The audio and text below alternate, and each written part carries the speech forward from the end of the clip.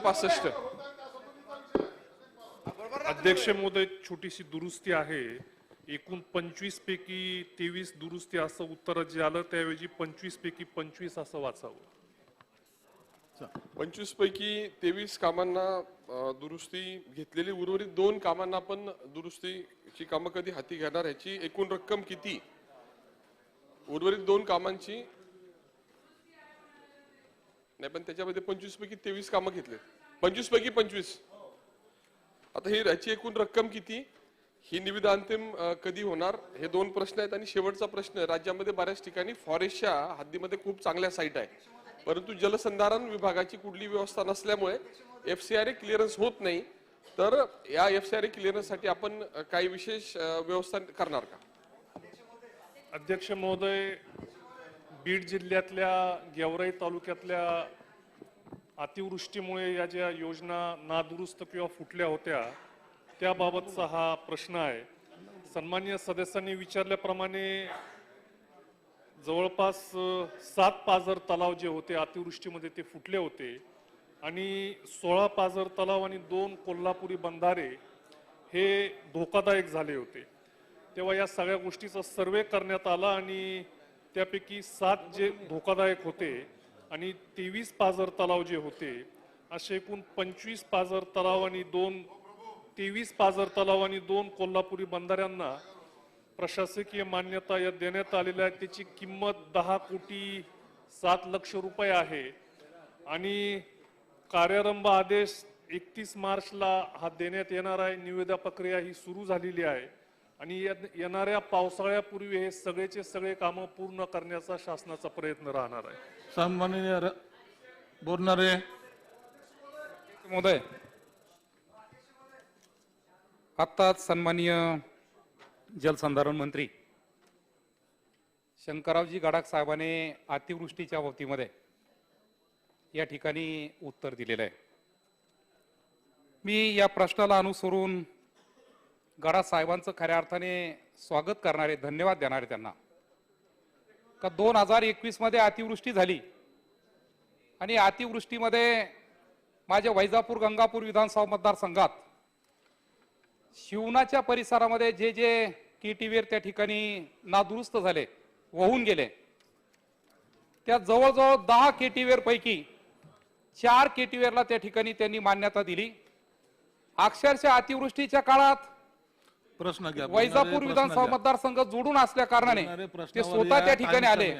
फक्त मी आपल्याला विनंती करणार आहे का या ठिकाणी माझ्या गंगापूर तालुक्यातील सिरसगाव, मालुंजा, झोडेगाव आणि भालगाव या शिवनावरती जे 3 केटीवेर खराब झालेले, त्याची दुरुस्तीसाठी ते निधी त्या ठिकाणी देणार आहे का, एवढाच या ठिकाणी माझा प्रश्न आहे. अध्यक्ष महोदय, आपल्या 0 ते 600 हेक्टर हे जे जलसंधारण विभागाकडे प्रकल्प येत आहेत, त्याच्यात अनेक वर्षापासून जवळपास 1 लाख प्रकल्प असे आहेत आणि अनेक वर्षापासून त्याची दुरुस्ती झालेली नव्हती. तेव्हा एक नवीन योजना शासनाने आणली, मुख्यमंत्री जलसंवर्धन योजना, आणि या योजनेच्या माध्यमातून 10 वर्षापूर्वीचे जुने जे प्रकल्प आहेत, जे नादुरुस्त झालेले आहेत किंवा जे धोकादायक झालेले आहेत, असे जवळपास आम्ही 7,900 ते 8,000 प्रकल्प असे नोटिफाय केलेले आहेत आणि त्या पहिल्या आराखड्यामध्ये घेतलेल्या जवळपास 1400 कोटीचा हा आराखडा आहे आणि या आराखड्यामध्ये जे जे धोकादायक प्रकल्प आहेत ते सगळे घेतलेले आहेत. टप्प्याटप्प्याने या सगळ्या प्रकल्पाची दुरुस्ती ही करण्यात येणार आहे. अध्यक्ष महोदय, माझा जिंतूर तालुका हा डोंगराळ तालुका आहे आणि गाव तलाव, पाझर तलाव हेच मुख्य जलस्रोत गावकऱ्यांना शेतीसाठी, पिण्याच्या पाण्यासाठी आहे आणि 22 पाझर तलाव जिंतूर तालुक्यामध्ये आहेत आणि 2021च्या अतिवृष्टीमुळे या तलावांची स्थिती खराब झालेली आहे. तर ह्या पाझर तलावांना दुरुस्त करण्यासाठी आपण निधी देणार का, हा स्पेसिफिक प्रश्न माझा मंत्री महोदयांना आहे. अध्यक्ष महोदय, सांगितल्याप्रमाणे जवळपास 8,000 प्रकल्प जे आहेत, जे नोटिफाय केलेले आहेत, जे धोकादायक आहेत, नादुरुस्त झालेले आहेत, अशा प्रकल्पामध्ये हे जिंतूर तालुक्यातले प्रकल्प जर असतील तर नक्कीच त्याला मान्यता देऊन, प्रशासकीय मान्यता देऊन लवकरात लवकर ते दुरुस्त करण्यात येतील. अध्यक्ष महोदय, मुळात हा प्रश्न सन्मान्य सदस्य आमदार लक्ष्मण पवार यांचा त्यांच्या गेवराई मतदारसंघातला आहे. त्यांनी मला निरोप दिला काही महत्वाचे या ठिकाणी प्रश्न विचारण्यासाठी. अध्यक्ष महोदय, मी सन्मान्य मंत्रिमंडळाचं लक्ष याच्याकडे वळू इच्छितो की हाच प्रश्न मागील हिवाळी अधिवेशनामध्ये सुद्धा सन्मान्य सदस्यांनी उपस्थित केला होता. त्यावेळेस आपलं उत्तर होतं की मुख्यमंत्री जलसंवर्धन योजनेतून प्रस्तावित करण्याची कार्यवाही क्षेत्रीय कार्यालयाकडून करण्यात येत आहे.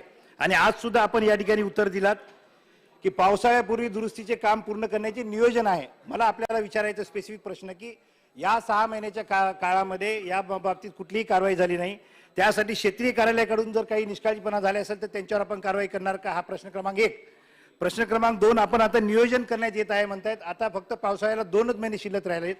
आपण स्पेसिफिक तारीख काम पूर्ण करण्याची देणार का किंवा किमान महिना तरी देणार का? आणि त्या तारखेमध्ये किंवा त्या महिन्याच्या पूर्वी जर हे काम पूर्ण झाले नाही तलावाच्या दुरुस्तीचं तर आपण संबंधित अधिकाऱ्यांवर कारवाई करणार का? कारण का या सरकारच्या कार्यकाळामध्ये तारीख पे तारीख तपासून पाहू, लवकरात लवकर करू हेच चालू आहे. हे कुठेतरी बंद झालं पाहिजे. आपण याची स्पेसिफिक उत्तरं द्यावेत. अध्यक्ष महोदय, मला वाटतं पहिल्या प्रश्नाचं उत्तर मी दिलेलं आहे की याला प्रशासकीय मान्यता या देण्यात आलेल्या आहेत आणि कार्यारंभ आदेश हा 31 मार्चला देण्यात येणार आहे आणि पावसाळ्याच्या पूर्वी हे सगळे 25चे 25 प्रकल्प पूर्ण करण्याचा शासनाचा प्रयत्न राहणार आहे.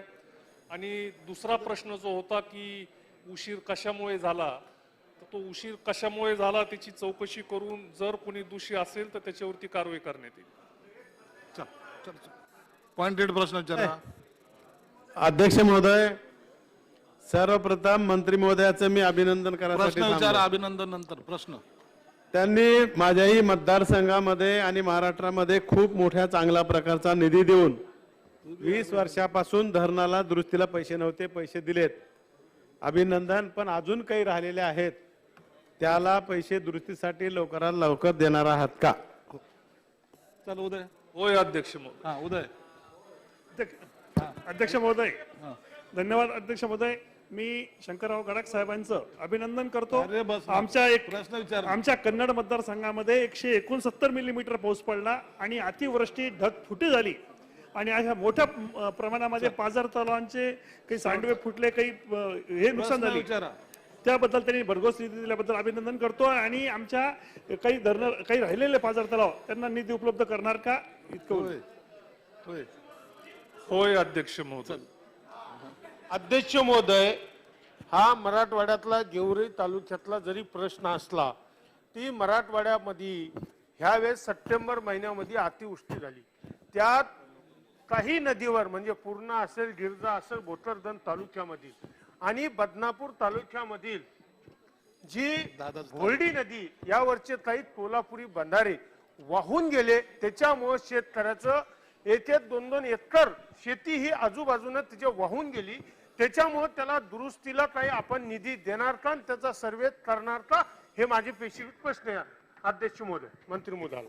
अध्यक्ष महोदय, सन्माननीय सदस्यांनी जी सूचना मांडली, बदनापूर तालुक्यातले जे केटेवेर हे अतिवृष्टीमुळे वाहून गेलेले आहेत, तर या सगळ्या प्रकल्पांची मुख्यमंत्री जलसंवर्धन योजनेच्या माध्यमातून दुरुस्ती केली जाईल.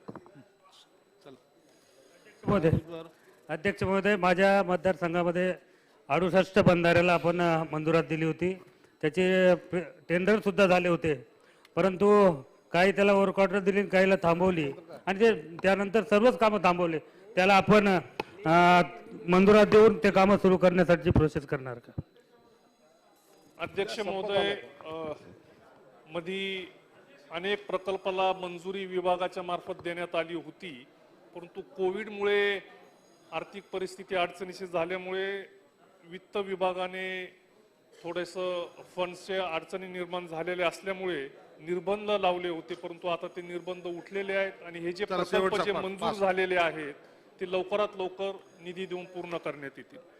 सन्मान्य अध्यक्ष महोदय, मी जलसंधारण मंत्र्याचं मनापासून अभिनंदन करतो. झाला तर वेळ झाला तर प्रश्न तुमचा टाका संपूर्ण टाका. जास्तीत जास्त निधी दिला, परंतु साठवण तलाव या ठिकाणी 5 साठवण तलाव माझे मंजूर आहे. प्रश्न होता पण तास फॉरेस्ट- संपला.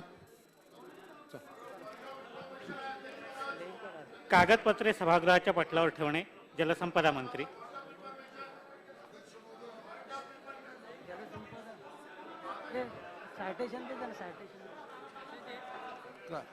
काय नाना?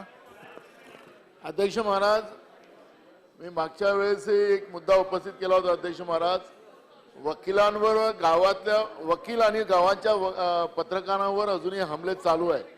काल वर्धा या ठिकाणी वर्धा न्यायालयामध्ये एका महिला वकिलावर माननीय जजच्या समोर चाकूचा हल्ला झाला. अध्यक्ष महाराज, माझं शासनाला एवढीच विनंती आहे, वकील आणि जे छोटे पत्रकार आहेत त्यांच्यावर होणाऱ्या हल्ल्यांच्या बाबत, त्यांना सुरक्षा देण्याच्या बाबतची सरकारकडून काही कारवाई होणार का, हा एक स्पेसिफिक प्रश्न आहे. महिला वकिलावर हमला होणं आणि तेही न्यायालयाच्या समोर होणं, अध्यक्ष महाराज, ही गंभीर बाब आहे आणि म्हणून शासनाने याच्यावरचं निवेदन करावं एवढी विनंती आपल्याला मी अध्यक्ष महोदय आपल्या माध्यमातून करतोय.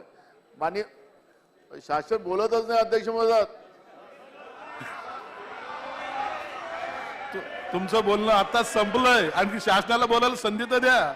मी बरोबर, मग तुमचं बोलणं संपल्यानंतरच बोललं ना शासन. मी थांबलो ना अध्यक्ष महाराज. मग आता बसा, आता ते देतील उत्तर. चला. नाही नाही अध्यक्ष महाराज, तुम्ही आपण बसल्यानंतरच ते मंत्री महोदय उठतील ना.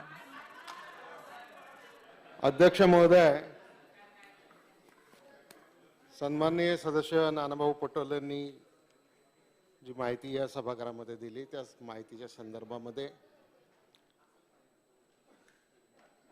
संबंधितांच्याकडून रिपोर्ट घेऊन त्याच्यावर आवश्यक ती कारवाई केली जाईल आणि वकिलांच्यावर होणारे हल्ले, पत्रकारांच्यावर होणारे हल्ले हा विषय अनेक दिवसापासून त्या ठिकाणी चर्चेला येतोय. त्याच्यावर सुद्धा निश्चित प्रकारची काय उपाययोजना करता येईल याच्या संदर्भामध्ये एक धोरणात्मक निर्णय घेतला जाईल. एक पॉइंट ऑफ प्रोसिजर माझा आहे.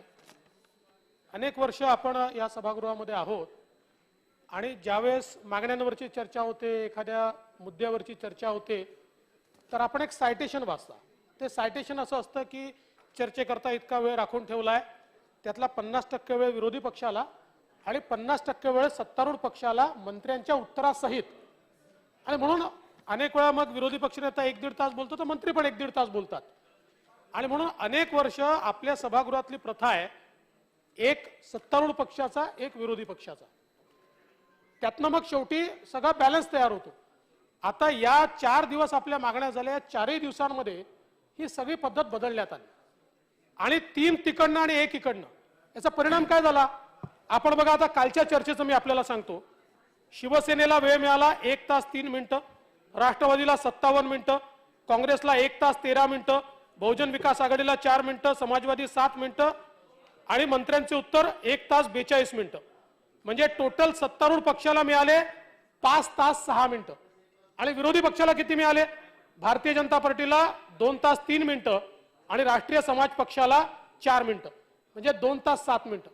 आता ही जर 7 तास चर्चा झाली तर नियमानुसार 3.5 तास आम्हाला मिळायला पाहिजे आणि 3.5 तास हे सत्तारूढ पक्षाला मिळायला पाहिजे. पण असं न होता सत्तारूढ पक्षाला 5 तास 6 मिनिटं आणि विरोधी पक्षाला 2 तास 7 मिनिटं. आणि म्हणून माझी विनंती आहे, अनेक वर्ष सातत्याने या संदर्भात या सभागृहाचा नियम आहे, म्हणजे आम्ही तर आता 106 आहोत, पण जेव्हा विरोधी पक्ष 84 होता मागच्या वेळी, त्याच्या आधी 96 होता, अशा प्रत्येक वेळी ही पद्धत या सभागृहामध्ये होती. त्यामुळे माझी विनंती अशी आहे, आणि तसंही थांबा ना जरा, थांबा ना, माझं उद्या ना, असं काय करताय, थांबा ना, माझं व्हायचं आहे ना अजून, तुम्ही नंतर मांडा ना तुमचं. मी पॉइंट ऑफ प्रोसिजरवर आहे, पॉइंट ऑफ प्रोसिजरवर हरकत घेता येत नाही, मी पॉइंट ऑफ प्रोसिजरवर आहे. त्यामुळे अध्यक्ष महोदय, या संदर्भात आम्ही माननीय उपाध्यक्षांची देखील आज भेट घेतली, त्यांच्याही लक्षात आणून दिलं, माननीय उपमुख्यमंत्र्यांच्याही लक्षात आणून दिलं. जी पद्धत वर्षानुवर्ष या सभागृहाने पाहिली आहे त्याच पद्धतीनं कारवाई झाली पाहिजे अशी आमची आपल्याला विनंती.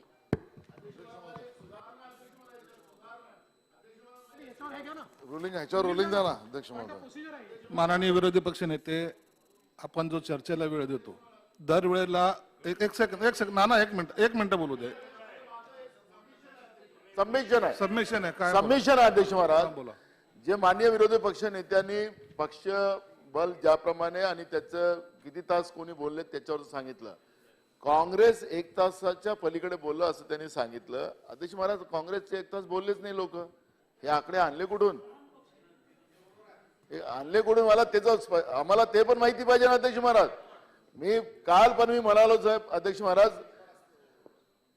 ते रेकॉर्ड कुठून आला? चुकून नाही, चुकून रेकॉर्ड कुठं आला अध्यक्ष महाराज? हा रेकॉर्ड माननीय विरोधी पक्ष नेत्यांनी जो मांडलेला आहे तो आपणच दिला असं रेकॉर्ड. माननीय 1 तास आम्ही बोललो नाही अध्यक्ष महाराज. हे आम्हाला याची माहिती पाहिजे अध्यक्ष महाराज. महोदय, आपण हे मोजून घ्या, माझी हरकत नाही.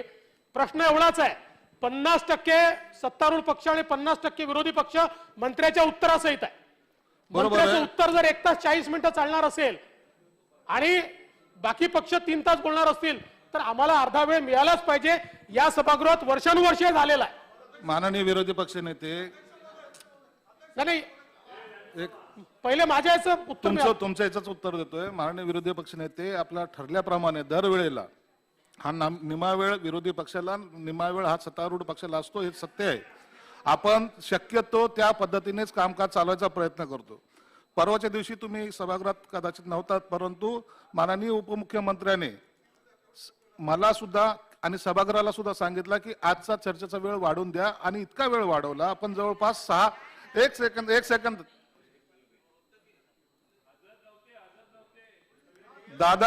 दादाने, माननीय उपमुख्यमंत्र्यांनी 1 सेकंद आहे माननीय मंत्री महोदय, 1 मिनिट. जो 3 तासाचा जो वेळ होता विरोधी पक्ष नेते, जो 3 तासाचा वेळ होता, जवळपास आपण 6 ते 6.5 तास चर्चा घेतली. आणि या सभागृहामध्ये जे काही नवीन सदस्य येतात प्रत्येकाची अशी डिमांड असते की आम्हाला काहीतरी या अर्थसंकल्पामध्ये आमचा सहभाग असावा, आम्हाला बोललं पाहिजे. म्हणून कदाचित अशी थोडीशी कमी जास्त प्रमाणात होते, गैरसोय होते. यापुढे सुद्धा विरोधी पक्षाला त्यांचा पूर्ण वेळ दिला जाईल. यामध्ये पुन्हा भेदभाव केला जाणार नाही. आपलं म्हणणं आता आम्ही नोंद केलेलं आहे. धन्यवाद. आपले आभार आहेत, पण मी आपल्या निदर्शनास आणून देतो. प्रश्न एवढाच आहे की पद्धत एक इकडचा आणि एक इकडचा ठेवला तरच ते फॉलो होऊ शकतं. निश्चित आणि मी जाणीवपूर्वक आपल्या निदर्शनास आणून देतो. मी विरोधी पक्ष नेता आहे, पण जास्तीत जास्त सदस्यांना बोलायला मिळावं म्हणून एकही दिवस डिमांडवर मी बोललो नाही. याकरता बोललो, असं कधी होत नाही. विरोधी पक्षनेता डिमांडवर बोलतो, पण मी एकही दिवस आजही बोलणार नाही आहे. कारण माझी अपेक्षा आहे की 2 वर्ष सदस्यांना बोलायला मिळालं नाही, आणि म्हणून मी विरोधी पक्षनेता म्हणून हा निर्णय घेतला की सदस्य बोलतील, मी एकही दिवस डिमांडवर बोललो नाही. आशिष शेलारला आणि सागर त्यामुळे साहेबांना आपण याची नोंद घ्यावी. आणि मंत्री महोदय जे म्हणतात, हो काल आम्ही ठरवलं होतं, आम्ही काश्मीर फाईल पाहायला गेलो होतो. काय अडचण आहे तुम्हाला? आम्ही गेलो होतो, आम्हाला तुम्हाला अडचण असेल तर तुम्ही बाहेर मांडा. आम्ही गेलो होतो, डंक्याच्या चोटवर गेलो होतो. विरोधी पक्ष नेते आम्हाला घेऊन जाणार. काय त्यात काय अडचण काय? अध्यक्ष महोदय, काश्मीर फाईल इंटरव्हल नंतर फार बोरिंग सिनेमा आहे. तो काय फार इंटरेस्टिंग नाही. बघा, तुम्हाला माहिती आहे काश्मीर फाईलचं एवढं कौतुक असेल तर जेवढा म्हणून त्याचा फायदा आता 17 कोटीची फिल्म 150 कोटीला 150 कोटी त्याला मिळाले, तेवढे सगळे काश्मीरी पंडितांच्या घर बांधण्यासाठी दान करायला सांगा त्या प्रोड्युसरला. पण मूळ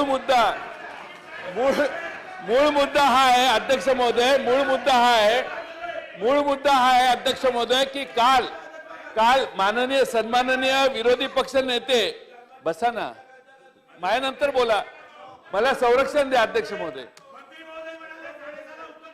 अध्यक्ष महोदय त्या ठिकाणी सन्माननीय विरोधी पक्ष नेत्यांना लक्षात आणून दिलं पाहिजे.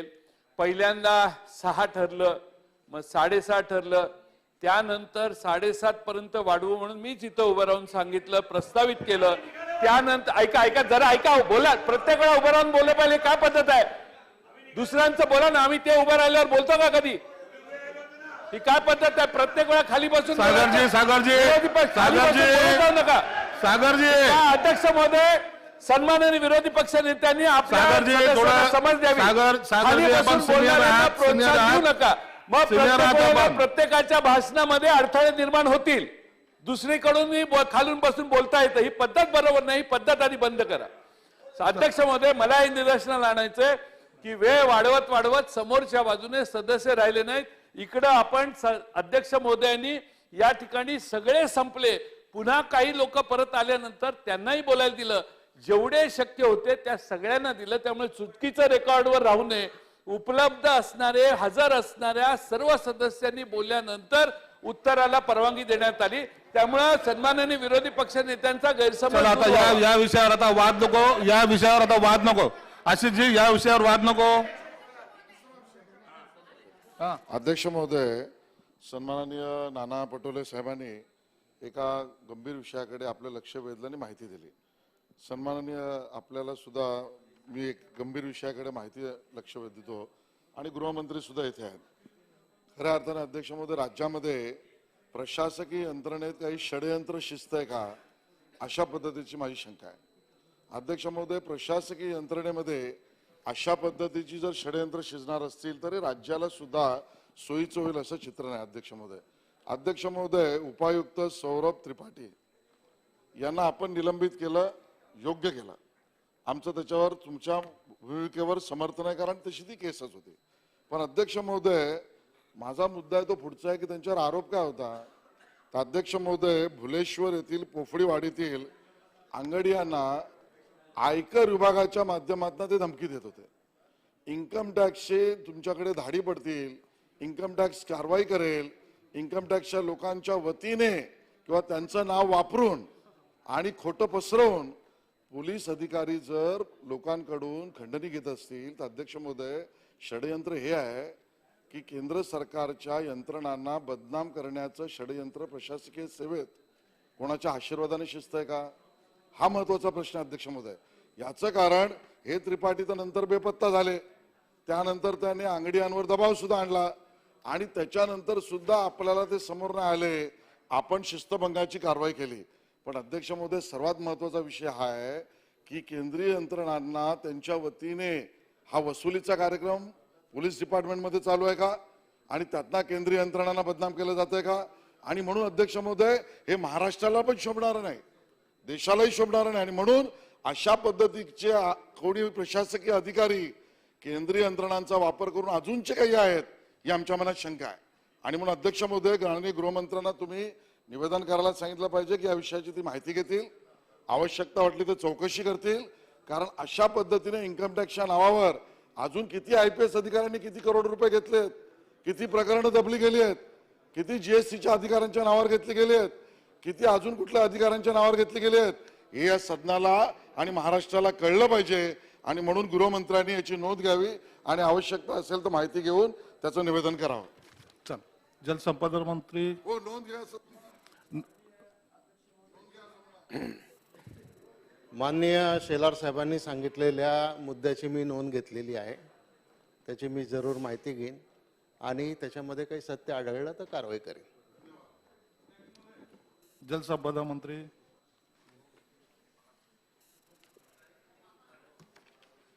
अध्यक्ष महोदय, मी आपल्या अनुमतीने विदर्भ पाटबंधारे विकास महामंडळ अधिनियम 1997च्या कलम क्रमांक 47(4) अनुसार विदर्भ पाटबंधारे विकास महामंडळाचा सन 17-18 या वर्षाचा 21वा वार्षिक वित्तीय अहवाल सभागृहासमोर ठेवतो.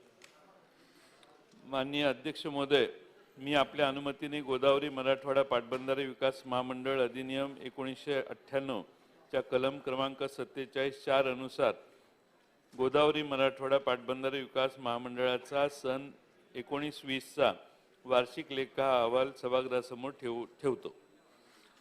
अहवाल सभागृहासमोर ठेवण्यात आले. सदर अहवाल विधिमंडळाच्या संकेतस्थळावर उपलब्ध करून देण्यात येतील. पर्यावरण व वातावरणीय बदल मंत्री.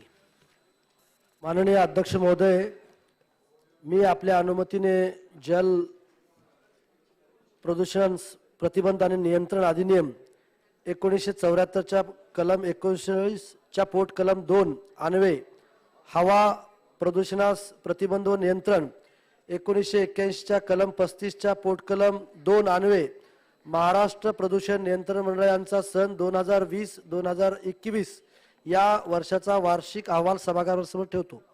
अहवाल सभागृहासमोर ठेवण्यात आला. सदर अहवाल विधिमंडळाच्या संकेतस्थळावर उपलब्ध करून देण्यात येईल.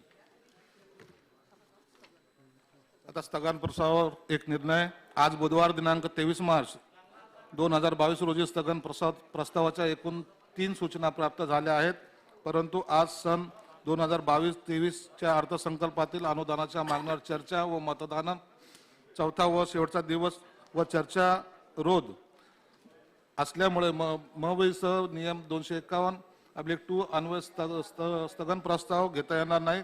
सबब सदर सर्व सूचनांना मी दालनात अनुमती नाकारित आहे.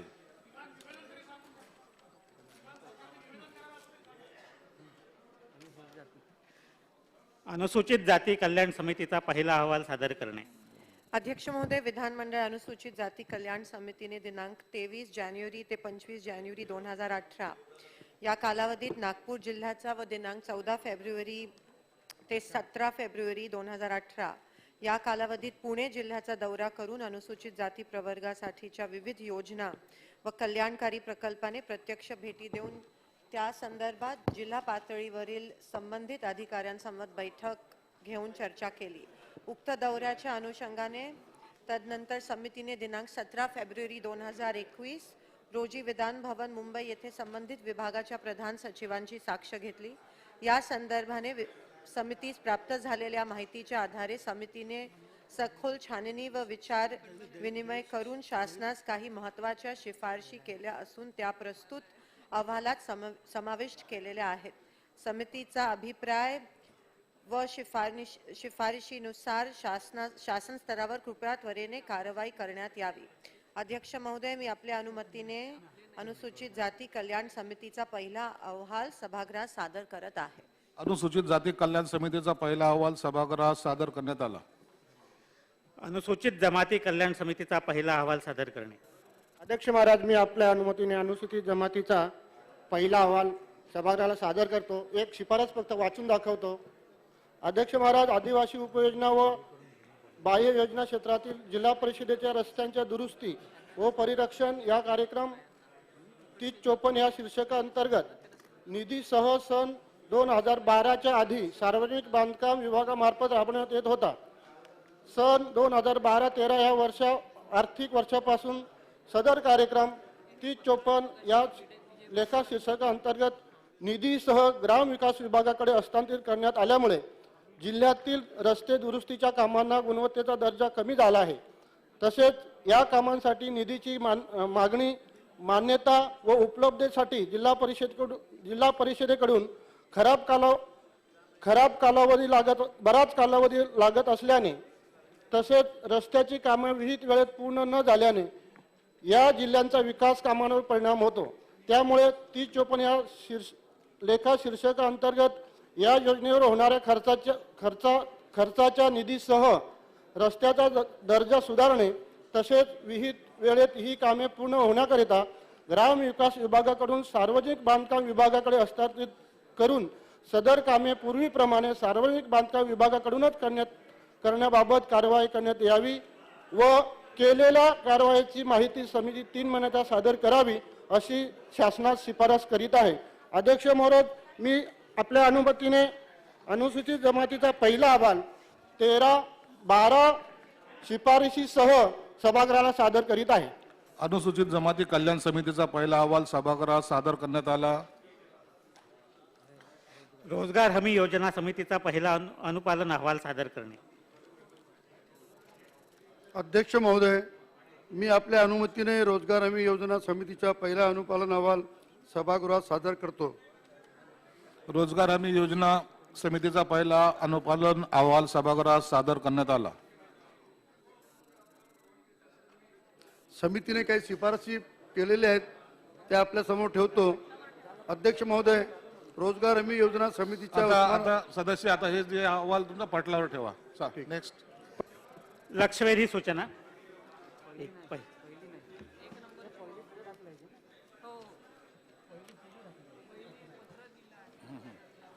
दुसरी कोण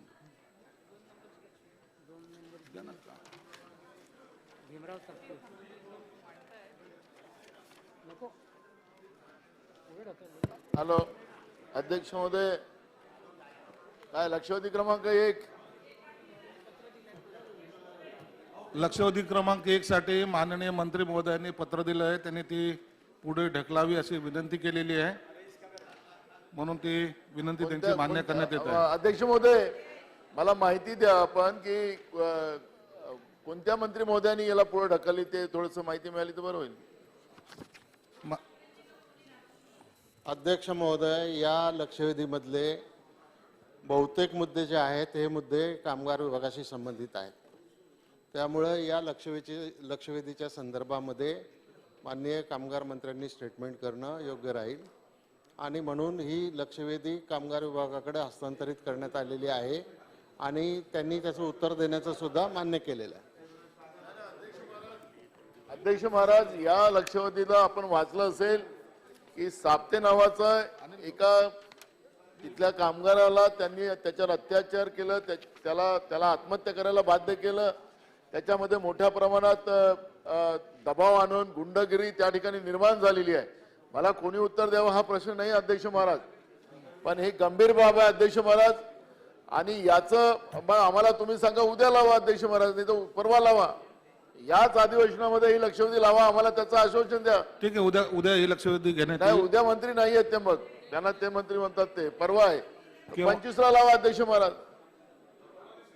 25ला लावा अध्यक्ष महाराज. 25ला ठीक आहे. लक्षवेधी क्रमांक 2 भीमराव तापकीर. अध्यक्ष महोदय, लक्षवेधी क्रमांक 2. अध्यक्ष महोदय, वितरित केल्याप्रमाणे. अध्यक्ष महोदय, या ठिकाणी लक्षवेधीला विस्तृत असं लेखी उत्तर या ठिकाणी देण्यात आलेलं आहे, परंतु नेमकं आणि अपेक्षित उत्तर जे मला पाहिजे होतं ते या ठिकाणी मिळालेलं नाही. खरं तर या उत्तरामध्ये आपण या ठिकाणी खडकवासला मतदारसंघ हा ग्रामीण आणि शहरी भाग येत असतो. त्यामध्ये सहकारनगर, बिब्बेवाडी, भारतीय विद्यापीठ, वारजे, उत्तमनगर, माळवाडी असा हा शहरी भागातील पोलीस स्टेशनचा भाग येतो. त्यामध्ये कोथरूड सुद्धा या ठिकाणी पोलीस स्टेशन येत आहे. 2 ग्रामीण भागातील पोलीस स्टेशन येत असे. एकंदरीत 8 पोलीस स्टेशन या खडकवासला मतदारसंघामध्ये येत असतात. त्यामध्ये काही पूर्ण तर काही अंशतः भाग या ठिकाणी खडकवासला मतदारसंघाचा या पोलीस स्टेशन अंतर्गत येत असतो. अध्यक्ष महोदय, या ठिकाणी खरं तर मी जो प्रश्न या ठिकाणी लक्षवेधी उपस्थित केली होती की माझ्या मतदारसंघामध्ये या ठिकाणी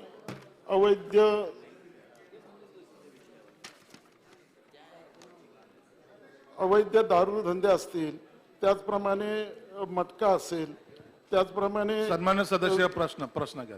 प्रश्न घ्या. अध्यक्ष महोदय, विचारला तर आपल्याला उत्तर मिळेल. मी प्रश्न विचारतो, योग्य तेच प्रश्न विचारतो. आपल्या उत्तरामध्ये या ठिकाणी देण्यात आलेला आहे. खरं तर उत्तरामध्ये अध्यक्ष महोदय, भारतीय विद्यापीठ, शेंगड रोड पोलीस स्टेशन व सहकारनगर पोलीस स्टेशनच्या हद्दीतील धनकवडी गाव परिसरात अवैध दारू विक्री, गुटखा विक्री, लॉटरी, बेकायदा सट्टे, देह व्यापार, जुगार या स्वरूपाच्या गुन्ह्यात वाढ झाली नसून याबाबत तक्रार प्राप्त झाल्यास अशा ठिकाणची महती काढून अवैध चालत असल्याची खात्री झाल्यास त्यावर योग्य ती कारवाई केली जात आहे.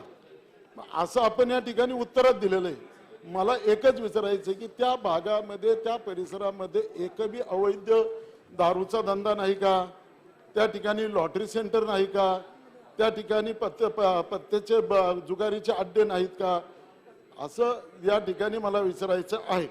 जर माझ्या होतं काय की लोकप्रतिनिधीने उत्तर दिल्याच्या नंतर संबंधित पोलीस स्टेशनचे पोलीस कर्मचारी त्या ठिकाणी त्या दारूच्या अड्ड्यावर जाणार, त्या ठिकाणी मग त्या लॉटरी चालवणाऱ्या त्या दुकानदाराकडे जाणार आणि त्यांना सांगणार की तुमच्या संदर्भामध्ये या ठिकाणी आमदारांनी प्रश्न उपस्थित केला, त्यामुळे आम्हाला तुमच्यावर कारवाई करावायची आहे.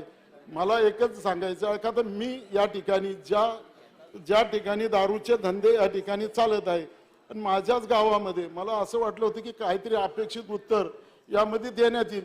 मी ज्या ठिकाणी राहतो त्या गावाच्या बाजूला, माझ्या घराच्या बाजूला 500 मीटरचे अंतर बी नसेल एक 5 मीटरच्या अंतरावर सदस्य नाही, नाही, उत्तर असं देण्यात आलेलं आहे की या ठिकाणी उत्तर काय दिलंय त्यापैकी त्याऐवजी तुम्ही प्रश्न विचारा, तुम्हाला काय अपेक्षित काय तो प्रश्न विचारा ना. नाही, नाही, अध्यक्ष महोदय होतं काय की या ठिकाणी ज्या आता वारजे भागामध्ये या ठिकाणी दारूचे किती धंदे आहेत आणि कोणत्या भागात आहेत ते मी तुम्हाला सांगतो. मी आहेत का नाही पाव.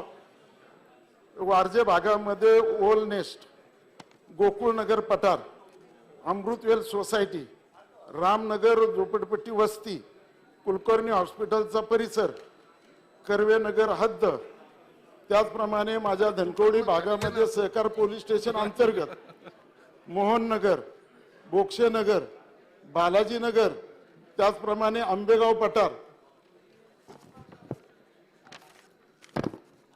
पठार, त्याचप्रमाणे धायरी परिसरामध्ये DSK रोड, अंबामाता मंदिर, खंडोबा मंदिर, पारे चौक, कोकळे वस्ती, खडकवासला गावामध्ये असणाऱ्या बाजूच्या वस्तीमध्ये, त्याचप्रमाणे उत्तर नांदेड या भागामध्ये खरं तर अवैधपणे दारूचे धंदे आज चालत आहे.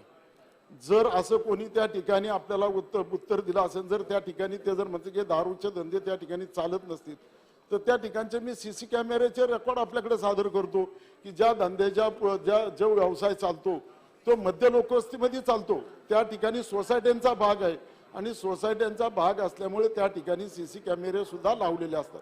मग अशा ठिकाणी ते कित्येक वेळा असे दारू पिऊन त्या ठिकाणी पडत असतात. प्रश्न घ्या सदस्य, तुम्ही पूर्ण इतिहास सांगण्यात तुम्ही इतका डेव्हलप नका करू. प्रश्न विचारा त्यांना, ते बंद करणार आहात का? नाही, मला काय बोलायचं आहे की हे दारूचे व्यवसाय या ठिकाणी चालतात.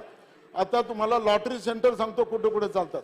माझ्या स्वतःच्या गावामध्ये मुख्य रस्त्यावर लॉटरी सेंटर, मला वाटतं लॉटरीला परवानगी आहे का नाही मला माहित नाही, परंतु राजरोजप्रमाणे या ठिकाणी धनकवडी गावाच्या मुख्य रस्त्यावर बालाजीनगर भागामध्ये, त्याचप्रमाणे कात्रज ते दत्तनगर या भागामध्ये लॉटरी, त्याचप्रमाणे शिवणे, कोपरे आणि वारजे आणि तुम्ही प्रश्न विचारत नाही, वेळ सभागृहाचा वाया जातो. अध्यक्ष महोदय, प्रश्न विचारा ना तुम्ही, प्रश्न विचारा. 4 वेळा आपल्याला सांगतोय आपण प्रश्न घ्या, बेसिक प्रश्न अध्यक्ष विचारा. महोदय, ह्या प्रश्नामध्ये मला एकच बोलायचंय की या ठिकाणी जे अवैध दारूचे धंदे आहेत हे केव्हा बंद होतील. दुसरा प्रश्न, या ठिकाणी लॉटरी चालू आहे. अध्यक्ष महोदय, या ठिकाणी माझ्या मतदारसंघाच्या भागामध्ये अवैध पद्धतीने या ठिकाणी महिला देह विक्रीचा व्यवसाय करत होत्या. मला सांगायचं या ठिकाणी वाईट वाटतं की ज्या वेळेस आम्ही जाता येता पाहत होतो, भारतीय विद्यापीठ पोलीस स्टेशन अंतर्गत ही बाब आली होती, त्यांच्या वरिष्ठांनी येऊन त्या ठिकाणी धाड टाकली आणि तो व्यवसाय बंद केला. मला एकच सांगायचं की मग पोलीस स्टेशनचे अधिकारी काय करत होते? मग त्या संबंधित त्या असणाऱ्या महिलांकडून फक्त हप्ते गोळा करायचं काम करता का? अशा प्रकारचा माझा एक प्रश्न की हे अवैध धंदे आहेत हे या ठिकाणी बंद होतील का? आणि मग मला तिसरा एक प्रश्न माझा असा आहे की अध्यक्ष महोदय, एखादी दिवाणी बाब असेल आणि दिवाणी बाब असल्याच्या नंतर त्या ठिकाणी पोलीस यंत्रणा त्या ठिकाणी गुंड्याला पाठिंबा सहकार्य करून जर एखाद्याच्या जागेच्या मालकी जागेमध्ये जर जाऊन त्या ठिकाणी हस्तक्षेप करत असेल तर त्या ठिकाणी होतं काय की त्या ठिकाणी कारवाई, जो गुंडावर बी कारवाई होत नाही, ज्यांनी चुकीचा निर्णय घेतलाय त्याच्यावर बी कारवाई होत नाही. मग मला असं वाटतं की आम्ही ज्या निदर्शनास आणून दिलो मग ती चूक आमची आहे का हे मला या ठिकाणी सांगायचं. अध्यक्ष महोदय,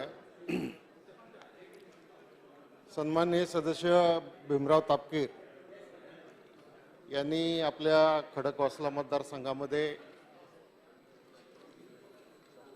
होत असलेल्या अवैध धंद्याच्या संदर्भामध्ये काही प्रश्न या ठिकाणी उपस्थित केलेले आहेत. त्यांनी 3 प्रश्न उपस्थित केलेले आहेत. एक पहिली गोष्ट म्हणजे पोलीस स्टेशनची काही गावं इकडची तिकडं करा याच्या संदर्भातला त्यांचा प्रश्न आहे, तो लक्षवेधीमध्ये आहे. त्याच्यामध्ये मी आपल्याला एवढंच सांगतो की नांदेड, किरकिटवाडी, नांदोशी व खडकवासला या 4 गावांचा समावेश आता पुणे महानगरपालिकेत झालेला आहे. त्यामुळं आता ही गावं आज जी हवेली पोलीस स्टेशनच्या अंतर्गत काम करतायत, या हवेली पोलीस स्टेशनचं विभाजन करून प्रस्तावित जे नांदेड सिटी पोलीस स्टेशन आहे त्या नांदेड सिटी पोलीस स्टेशनमध्ये नवीन पोलीस स्टेशन आम्ही निर्माण करतो आहोत आणि त्या पोलीस स्टेशनला ही गावं त्या ठिकाणी जोडली जातील. दुसरा मुद्दा आपण रायगड पोलीस स्टेशनच्या हद्दीतल्या काही गावांच्या संदर्भामध्ये उपस्थित केलेला आहे आणि आपलं म्हणणं असं आहे की ती पोलीस आयुक्त कार्यालयाला जोडावीत. परंतु भौगोलिकदृष्ट्या विचार जर केला तर सिंहगड किल्ल्याच्या अलीकडची जी बाजूची गावं आहेत ती राजगड पोलीस स्टेशनच्या हद्दीमध्ये आणि पलीकडची गावं हवेली पोलीस स्टेशनच्या हद्दीमध्ये समाविष्ट करण्यात आलेली आहेत. आणि भविष्यामध्ये राजगड पोलीस स्टेशन हे चेलाडी फाटा नसरापूर पुणे सातारा महामार्गानंतर लगत स्थलांतरित होणार आहे आणि त्यामुळं या गावांना हा प्रश्न अधिक सुविधा त्या ठिकाणी निर्माण होणार आहे. आणि त्या भागातल्या ग्रामपंचायतीची मागणी सुद्धा तीच आहे की आम्हाला आहे तिथंच ठेवा, आम्हाला त्याच्यामध्ये बदलू नका, अशा प्रकारचं पत्र त्या भागातल्या सरपंचांनी वगैरे दिलेलं आहे. दुसरा प्रश्न, आपल्या मतदारसंघामध्ये जे काही अवैध धंदे त्या ठिकाणी सुरू आहेत त्या सुरू असलेल्या धंद्यांच्या संदर्भामध्ये खरं तर ही पोलीस विभागाची जबाबदारीच आहे की ज्या ज्या कार्यक्षेत्रामध्ये जो पोलीस अधिकारी असतो त्यांनी त्यांच्या कार्यक्षेत्रामध्ये अशा प्रकारचे कुठलेही व्यवसाय सुरू राहणार नाही त्याच्या संदर्भामध्ये काळजी त्याच्यामध्ये घेण्याच्या संदर्भात आहे. सन्माननीय सदस्यांनी बरीच माहिती या ठिकाणी दिलेली आहे.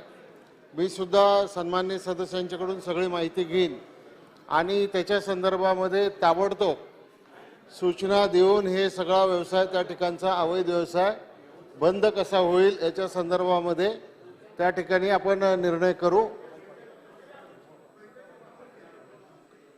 ठीक आहे, सन्माननीय सदस्यांच्या मागणीप्रमाणे संबंधितांच्या बरोबर एक बैठक घेण्यात येईल.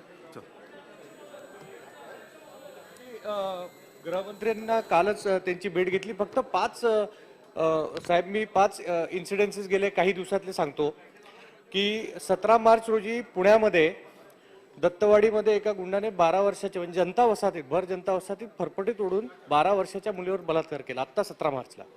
18 मार्चला पाशांच्या टेकडीवरती एका तरुणीला 3 लोकांनी शिवीगाळ करून मोबाईल ॲपद्वारे 76,000 रुपये हे स्वतःच्या खात्यामध्ये वर्ग करून घेतले. त्याच पद्धतीने 10 दिवसापूर्वीच आपल्या येरोडा भागामध्ये सुमारे 20 ते 30 दुचाकी आणि 4 चाकी गाड्या या काही गुंडांनी नासधूस केल्या. CCTVवर त्याचे फुटेज सुद्धा आहे. कालच मी तुम्हाला पत्र दिल्याप्रमाणे बोपोडी आणि खडकीमध्ये सुद्धा खूप प्रमाणामध्ये खुलेआम ह्या अशा प्रकारच्या घटना म्हणजे बोपोडी पोलीस चौकीजवळ 4 ते 5 जणांनी एका युवकाचा पोलीस चौकीजवळ धारदार शस्त्राने खून केला. तर काही दुकान सुद्धा 25 फेब्रुवारीला दुकानं सुद्धा फोडली गेली. तर मला मंत्री महोदयांना स्पेसिफिक प्रश्न असा आहे की या सर्व घटनांबाबत शासन काय कठोर कारवाई करणार आहे आणि हे परत होऊ नये ह्याच्यासाठी आपण काय उपाययोजना करणार? अध्यक्ष महोदय, या संदर्भामध्ये पुणे शहरातले जेवढे सर्व सन्माननीय सदस्य आहेत त्यांना सगळ्यांना एकत्रित बोलून पोलीस अधिकाऱ्यांच्या समवेत बैठक घेऊन त्याच्यामधून कायमस्वरूपी व्यवस्था करण्याच्या संदर्भामध्ये कायमस्वरूपी त्याच्यामध्ये कारवाई करण्याच्या संदर्भामध्ये सूचना दिल्या जातील आणि हे जे अवैध धंदे आहेत हे बंद कसे होतील याकडे लक्ष दिलं जाईल. सन्मान्य